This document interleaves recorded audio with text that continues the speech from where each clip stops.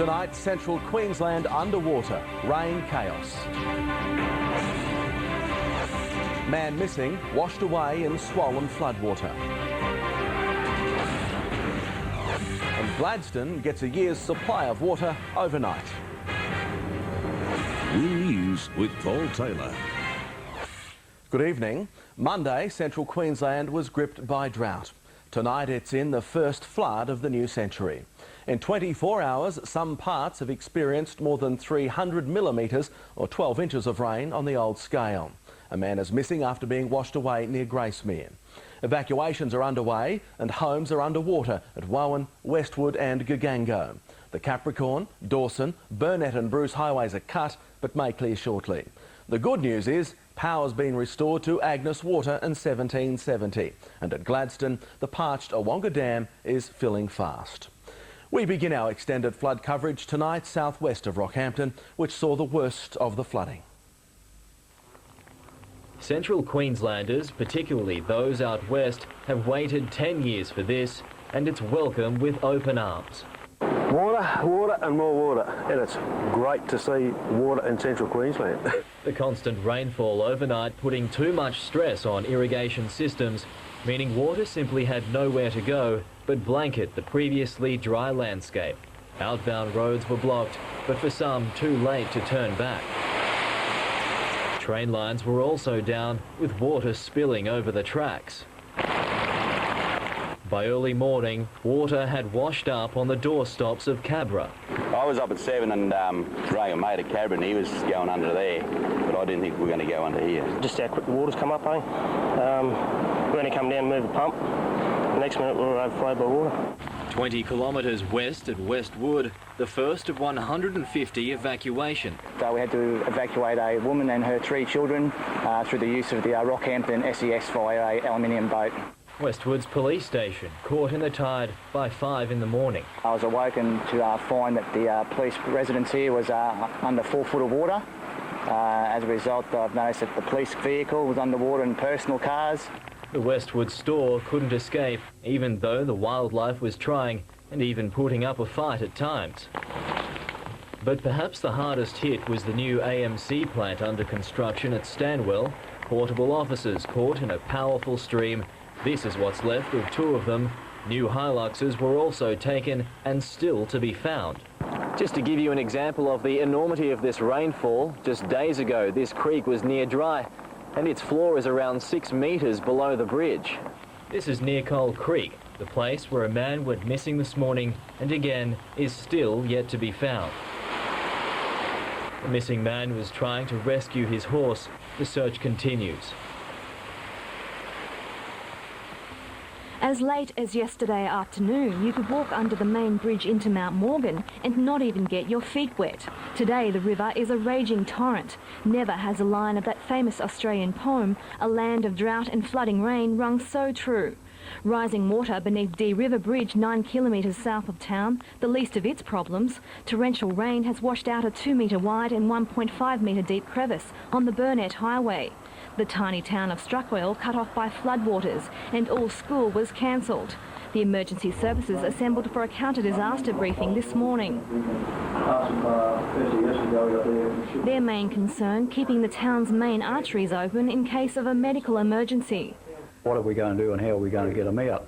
The roads are treacherous, some cut by water, others littered with rock and mudslides. Cuttings washed away. Vehicles were blocked from entering the Mount Morgan Range this afternoon for an hour and a half as graders cleared debris covering the road.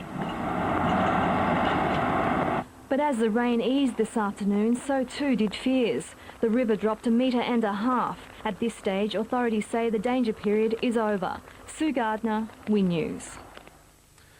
Meanwhile in Rockhampton, roads became rivers, creeks and dams filled that have been dry for over 2 years. Sports grounds were turned into swimming pools and children forced to get to school by boat as council workers battled to keep the drains from overflowing. After it poured in Rockhampton all night, residents woke to a sight they haven't seen in years. Water in every direction. By the time school was about to start, some children had to reach it by boat. And the rain didn't ease, it fell all day. Torrents of water flowing right through catchment areas. The driving range along Yeppoon-Rockhampton Road completely underwater, some areas only accessible to off-road vehicles.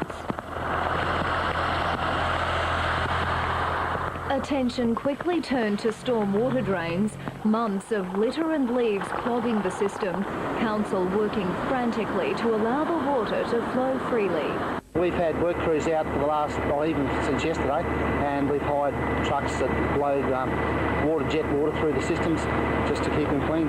The torrential rain has brought so much water to the region, creeks and dams are full, that have been dry for 2 years. The Bureau of Meteorology, too, rushed off its feet. Rockhampton, see, that's 21 millimetres. So everyone wanting to know just how long this rain will last. In the next 24 hours we will see that rain easing, moving inland, nowhere near the amount that we've had, and the coastal areas breaking to showers tomorrow. Police have urged parents to warn their children of the dangers of swimming in floodwaters. Concerns remain with how the Fitzroy River will cope with such large amounts of water and whether Rockhampton will next week experience similar flooding to that in '91. Nicola, Townson, WIN News. And there was mayhem on the Fitzroy River as debris floating downstream got caught amongst the boats. Huge clumps of hymen acme entangled around anchors. Many boats were dragged into others and some snapped their anchor and were washed down the river. Some owners rushed out to try and clear away the mess. All are being warned to keep an eye out. The Leichhardt Rowing Club had all their lanes out for this weekend's meet, which have also been washed away. Our weather expert Peter Byrne joins us now, and Peter, I've got to ask you, it may be good, but where did it all come from? Okay, Paul, remember Cyclone Beni? That was a Category 4 way out near the Solomon Islands about 10 days ago. Basically, it weakened as it approached the Queensland coast, but as it got just off Mackay, she fired up again into a Category 1. And then that moved north, then south, and gradually crossed the coast yesterday evening, just north of St Lawrence. So you've got that warm, volatile, moist, tropical air. Now that interacted with an upper-level low, lots of upper-level cold air. And by jingo, what a marriage, and look what it produced. Just looking at these pictures right here now, Peter, it's amazing to think that as little as 24 hours ago, dry as a bone. Exactly, that's just what I said to you coming in from Yeppoon yesterday. All the creeks as dry as a bone, the dam's almost bone dry. Today they're all overflowing.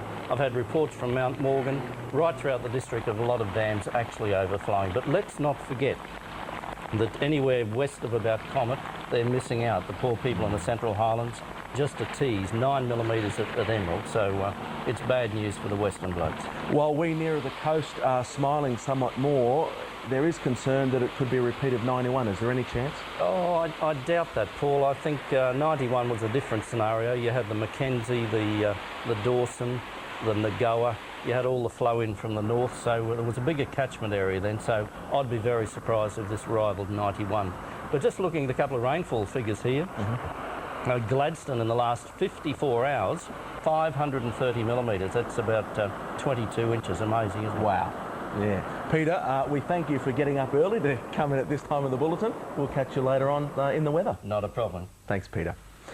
So much rain in 24 hours, Gladstone has been rewarded with enough water for the next 12 months. That's if it sticks to the harsh water restrictions enacted when the city was going to run out.